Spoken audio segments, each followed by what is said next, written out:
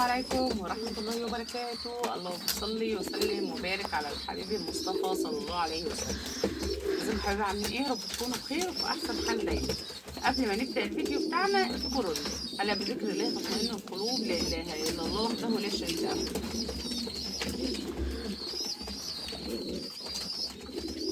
بعتذر منكم النهارده. الفيديو بتاعنا النهارده ممكن يكون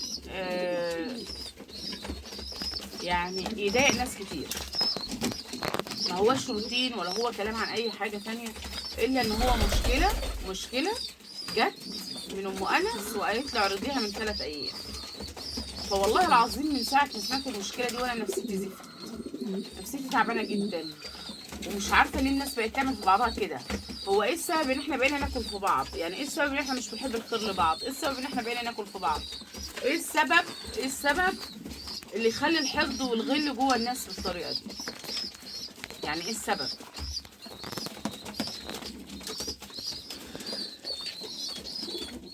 اولا كده يا حباب قلبي، ام انس متابعه ليا من 5 سنين. انا ما اعرفش هي منين، ولا اعرف عنها حاجه ولا اي حاجه. هي كل الحكايه ان هي بعتت لي رساله على الواتساب وقالت لي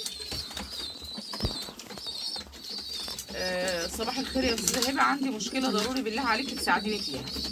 انا عندي مشكله وعايزه احكيها وتحكيها لمتابعينك، بالله عليكي فيديني. انا خلاص نفسيتي تعبانه وحاسه ان انا هيجيلي جلطه من الضغط اللي انا فيه. رديت عليها بعدها بساعتين، ما خدتش بالي من الرساله اللي بعدها بساعتين.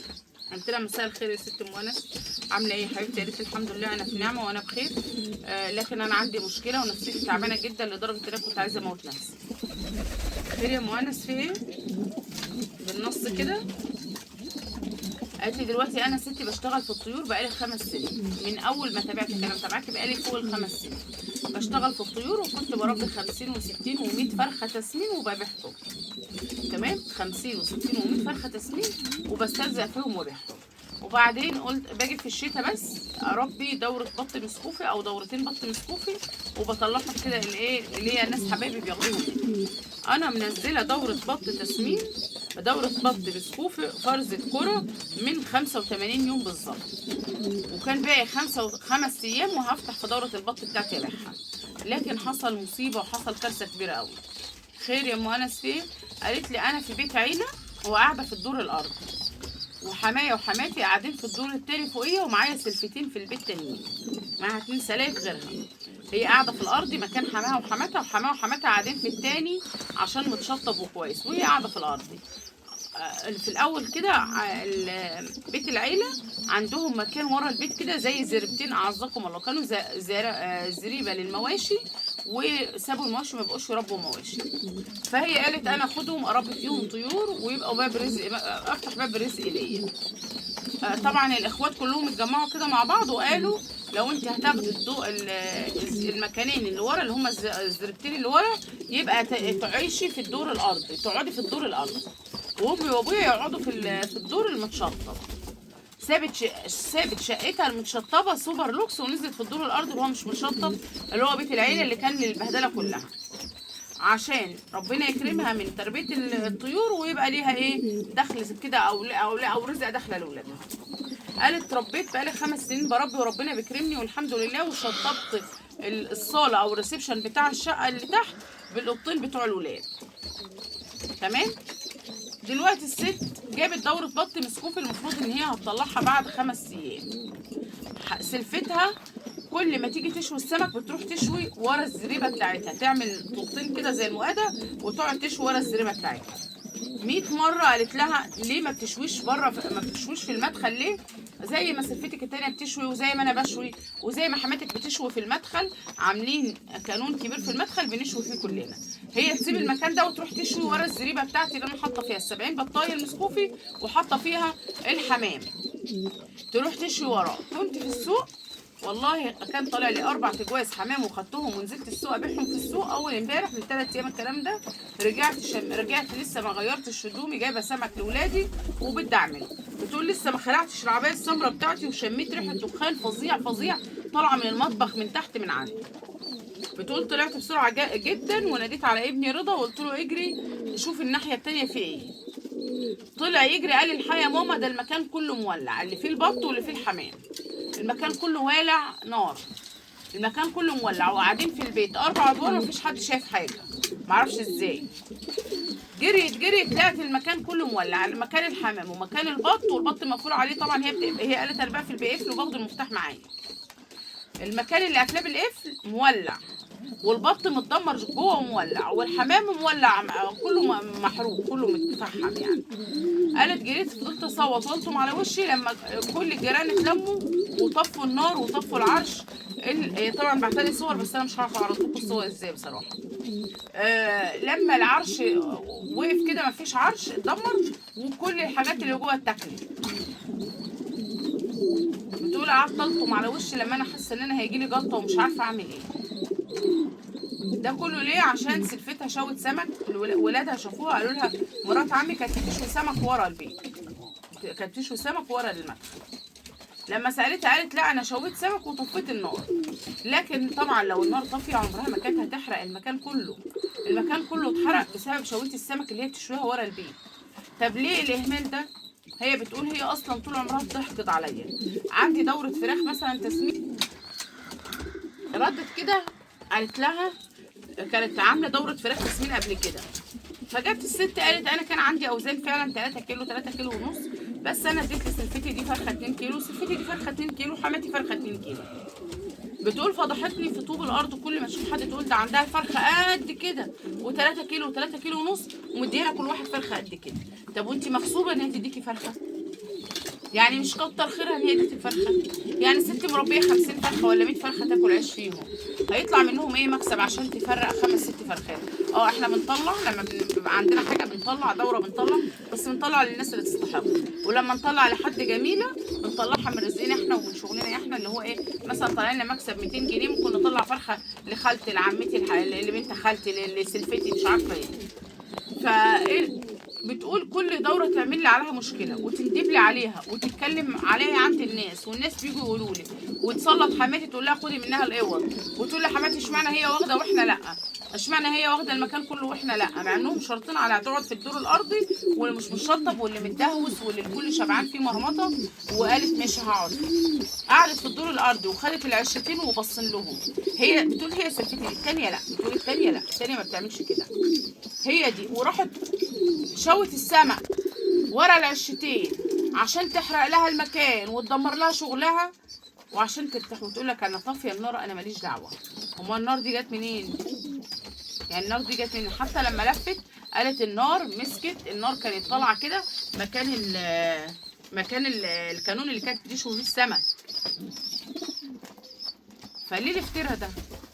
والله العظيم. بص الست اول حاجه كده ام انس بتقول لي كل فلوس العلف انا جايباها ما دفعتش منها جنيه، كل فلوس العلف جايباها بالقسط لحد ما بيع الدوره. فلوس البط لسه عليا منه لحد دلوقتي 1200 جنيه. فليه الافتراء ده؟ يعني ليه حرام؟ والله العظيم حرام، والله حاجه تحرق الدم. يعني 85 يوم خدمه الست دي على البط بتاعها. انا عشان انا بخدم طيوري، عشان انا بشتغل زي حاسه بيها وعارفه ان ال 85 يوم دول كانوا عذاب، كانوا روحه وجيه، تنظيف تحت الطيور، شايله هم انا ما بقاش انام كده لما يبقاش عندي اكل للطيور، شايله هم ان هي ما عندهاش اكل للطيور، متمرمطه يا حبيبتي رايحه جايه هي وعيالها واولادها تحت الطيور زي ما انا ببقى كده انا وعيالي. 85 يوم ما بتنامش تشوفي ربنا هيلمها على بتاع الناس ولا لا، يعني تشوف هتقدر تجمع فلوس الناس ولا لا. فده ظلم، صباعك يراك كمان، ده ظلم والله، ده ظلم، ده افتراء، ده حرام. احنا فين من ربنا؟ احنا ليه ما بنتقيش ربنا في بعض؟ احنا ليه ما بنتقيش ربنا في بعض؟ والله انا حزينه، انا حزينه على الست دي، انا حزينه على ام انس مع اني ما اعرفهاش بس حزينه بجد، انا حزينه على شقاها وتعبها. ده بتقول لي ده انا حتى لو فكرت ان انا اجيب دوره تانية عشان اعوض الدوره دي مش عارفه هعرش المكان تاني منين، هصرف على المكان عشان اعرشه منين؟ هي وقفت حالي من كل ناحيه، دينتني وما خلتليش اصلا كمان مجال ان انا يبقى معايا فلوس اشتغل تاني، او مجال ان يبقى في حته جاهزه اشتغل فيها عشان خاطر اقدر اسد اللي عليا. يعني ده افتراء، ده ظلم. 12 جوز حمام تدمرهم و70 بطايه على وش جاي يتدمروا، واللي زاد وغطى العرش اتدمر، مفيش مكان تربي فيه تاني، عايزه اتعرش والعرش غالي جدا. فليه يعني انت استفدت ايه؟ قالت ما حزنتش عليا دقيقه واحده، كانت عماله تضحك وتهزر ويتسقفوا هي وعيالها ويضحكوا ويهزروا وانا بموت، وانا بموت وحزينه. فاحنا رحنا فين من ربنا؟ يعني احنا رحنا ليه ما بقيناش نتقي ربنا في بعض؟ يعني ليه ما بقيناش نتقي ربنا في بعض؟ ليه نحب الخساره للناس دي؟ ليه ما نحبش الخير زي ما بنحب الخير لنفسنا ما نحبوش لغيرنا ليه؟